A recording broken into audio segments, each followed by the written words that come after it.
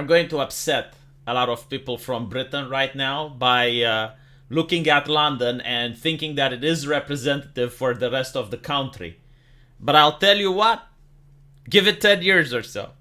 Give it 10 years and what's happening to London is going to happen to you, because I notice a lot of newspaper articles, a lot of memes going around saying, oh, you think Britain doesn't have place for immigrants? Oh, look at this lush countryside.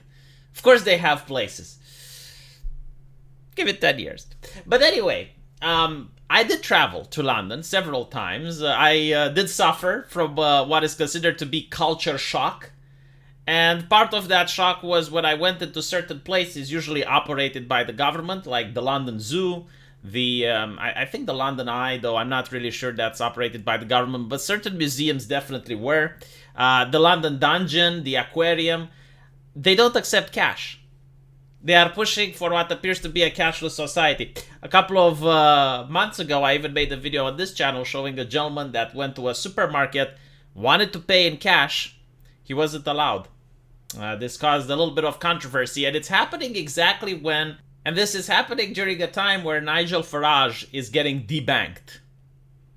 Very interesting. So a cashless society where you have to use banks, but banks regain the ability in order to choose who gets to be their customers and who doesn't. So if someone is a political dissident, well, good luck doing business in that cashless society. Speaking of political dissidents, very interesting how a member of the sitting parliament gets to send letters of request to social media demanding that they deplatform a private individual, the brand of Russell. This also happened with the Robinson of Tommy, didn't it? It's very fascinating how whenever someone appears that is a little bit inconvenient for the people in power, for the establishment, there are ways to make them go away, to silence the issue.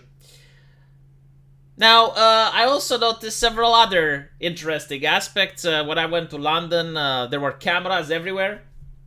I gotta say, I was pleasantly surprised that at least when I went into a public toilet, I didn't manage to find a message that this place is monitored by CCTV while I was taking a piss. But it seems that that may have been one of the only places where I did get some level of respite.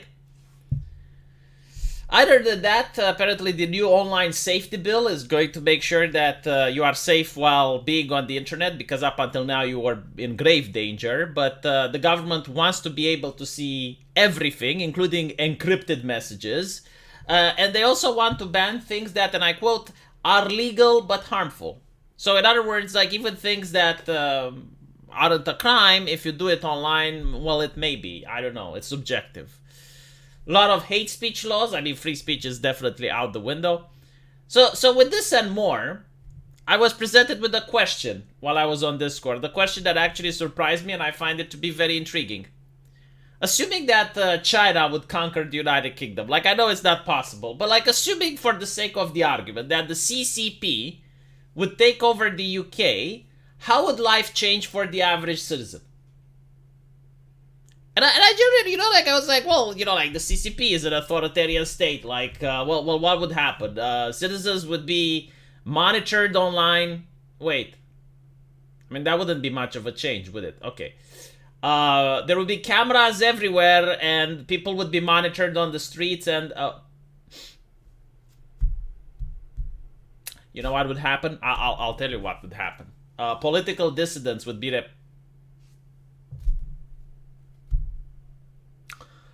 I mean, free speech would go out the window. Oh. It's kind of difficult, isn't it? I mean, like, sure, some of these problems, like every transaction you make would be monitored. Oh. Some of these problems would definitely get worse, right? Because in China, these things exist, but they're dialed to 11. However, I don't see that these things that already exist in Britain are being dialed down. In fact, they are creating legislation to make it even more worse than it is, right? So the direction is more to a fascist society. And it's not just in Britain, it's almost everywhere in Europe right now. But the direction is clear to more authoritarianism, the government being very invested and concerned into the private life of individuals, into spying on individuals, like whether you're outside, there should be cameras everywhere. All of your transactions need to be reported to the government. Everything you say online needs to be traced. But, there may be good things if the CCP managed to take over Britain. Like, for example, immigration wouldn't be a problem. See, the communists are more forward-thinking and far advanced and more empathetic people than we are, and they would definitely solve the issue of immigration. They take their border very seriously. They can't be accused of fascism either because they're commies, so there's that.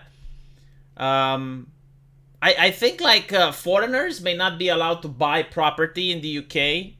That is an interesting thing, isn't it? Like, for example, there is a problem in London where rich people, especially people from Qatar and Saudi Arabia, they purchase a lot of property and they don't use it.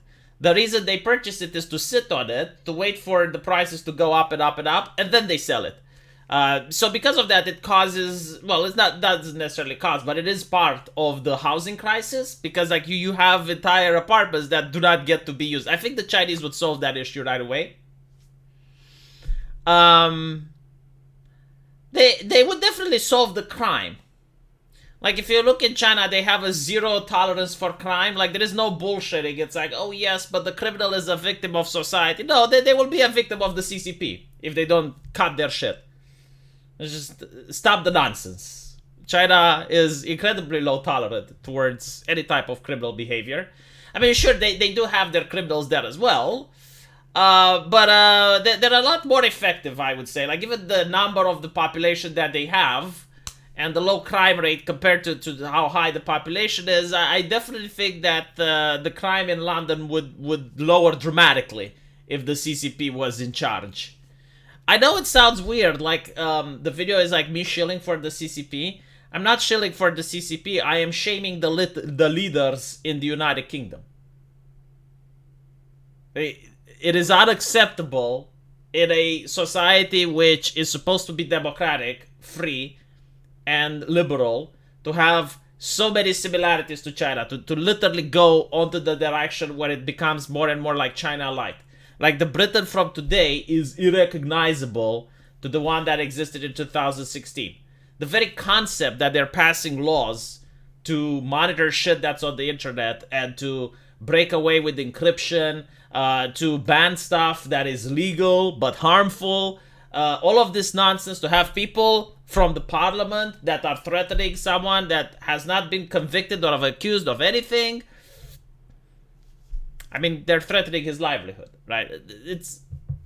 I don't know what to say. It is just beyond the pale. And it's sad. That's the worst part of it. It is saddening.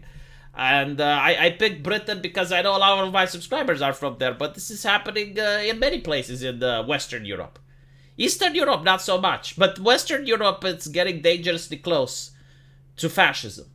And I mean that as in a merger between the government and the private in order to suppress dissent, in order to control the life of average citizens.